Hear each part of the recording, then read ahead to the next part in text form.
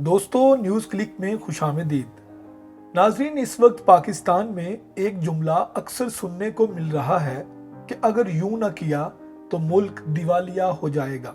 अगर पाकिस्तान दिवालिया हो गया तो यूं हो जाएगा।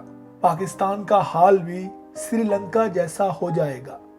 यहाँ ये सवाल पैदा होता है कि कोई भी मुल्क दिवालिया कैसे होता है। अगर कोई मुल्क दिवालिया हो जाए तो क्या होता है? क्या पाकिस्तान सच में दिवालिया हो सकता है? ये वो सवाल हैं जो हर दूसरे पाकिस्तानी के जहन में गर्दिश कर रहे हैं। गुज़िश्ता दिनों पूरी दुनिया ने श्रीलंका को डिफॉल्ट होते देखा। श्रीलंका तारीख में पहली बार दिवालिया हुआ।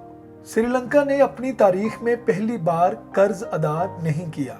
कोई भी मुल्क उस वक्त डिफॉल्ट होता है जब हुकूमतें कर्ज दहिंदगान को अपना कुछ या तमाम कर्जों की अदायगियों को पूरा करने से कासिर होती हैं। सादा अल्फाज में हम यूं कह सकते हैं कि एक मुल्क जब अपने बैरूनी कर्जे की किस्तें और उस पर सूद की अदायगी से कासिर हो तो उस मुल्क को दिवालिया करार दे दिया जाता है। किसी मुल्क के लिए दाखिली कर्जे भी एक मसला होते हैं, ताहम उसकी बुनियाद पर मुल्क को बैनुल-अक़वामी सतह पर दिवालिया नहीं करार दिया जा सकता। अंदरूनी कर्जे की अदायगी के लिए मुकामी करेंसी छाप कर उनकी अदायगी तो हो सकती है, लेकिन बैरूनी कर्जे की अदायगी के लिए आलमी करेंसी की ज़रूरत होती है, जैसा कि इस वक्त डॉलर को आलमी करेंसी का दर्जा हासिल है। जैसा कि हम सब जानते हैं कि कोई भी मुल्क जब कर्जा हासिल करता है तो उसकी वापसी यकमुश्त नहीं की जाती, बल्कि किस्तों की सूरत में की जाती है और हर किस्त के साथ सूद भी अदा किया जाता है। कोई भी मुल्क कर्जे की वापसी के लिए आलमी मालियाती इदारों और दूसरे ममालिक के साथ मुआहदा करता है कि कर्जा और उस पर सूद की अदायगी एक खास वक्त और मुद्दत में की जाएगी। ताहम जब कोई मुल्क इस सिलसिले में कर्जे की किस्त और इस पर सूद की अदायगी में नाकाम हो जाए तो मुल्क दिवालिया हो जाता है। अब सवाल ये पैदा होता है कि मुल्क दिवालिया होने से उस मुल्क पर क्या असरात मुरत्तिब होते हैं। एक मुल्क के दिवालिया होने से पहले जो अलामात ज़ाहिर होती हैं, उनमें सबसे बड़ी अलामत किसी मुल्क के पास ज़र मुबादला के ज़खायर और उनके मुकाबले में बैरूनी कर्ज़ों की कितनी किस्तें और इन पर सूद की कितनी अदायगी होनी है। सादा अल्फाज में यूँ कह सकते हैं कि मुल्क में मौजूद वसाइल कर्ज़ों की अदायगी के लिए नाकाफ़ी हो जाते हैं। जो जो मुल्क पर कर्ज़े का बोझ बढ़ता है, मुल्की वसाइल भी कम होना शुरू हो जाते हैं।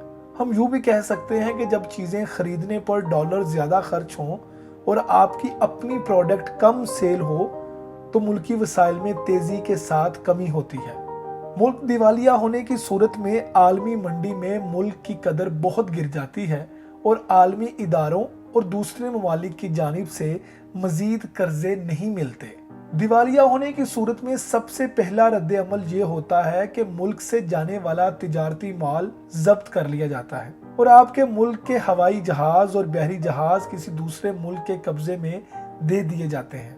मुल्क में वसाइल की कमी हो जाती है और लोग बुनियादी ज़रूरतें पूरी करने के लिए खाना जंगी शुरू कर देते हैं। लूट मार का बाजार सरगर्म हो जाता है।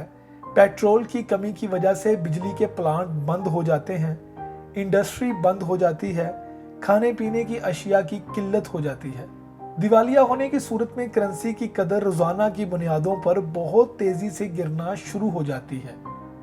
जैसा कि वेनेज़ुएला में हुआ कि जब वो दिवालिया हुआ तो उसकी करेंसी इस कदर बेवक़्त हो गई कि सड़कों पर बिखरी रहती थी और लोग उस पर चला करते थे। सबसे अहम बात यह है कि पाकिस्तान भी दिवालिया होने जा रहा है।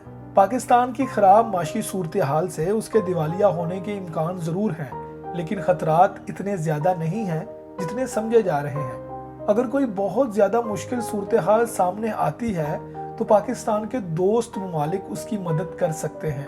पाकिस्तान की क्रेडिट की सूरत हाल ऐसी है कि उसे मज़ीद कर्जा मिल सकता है।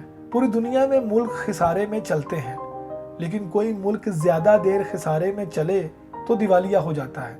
पाकिस्तान की मौजूदा मुआशी सूरत हाल बहुत मुश्किल दौर से गुजर रही है। अगर बर वक्त इक़दामात नहीं किए गए तो मुल्क को दिवालिया जैसे तूफान के खतरे का सामना करना पड़ सकता है।